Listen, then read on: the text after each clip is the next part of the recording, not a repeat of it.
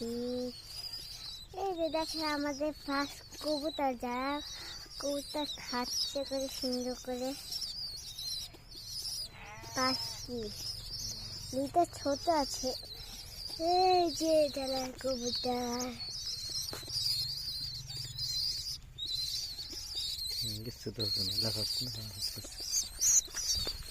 এই যে আমাদের ডালার কবুতর একবার বড় হয়ে গেছে। এই দেখেন এটা কত বড়, এই দেখেন এটা মেলা বড় হয়েছে। এই যে উড়ান শিখে গিয়েছে। এই যে ছোটটা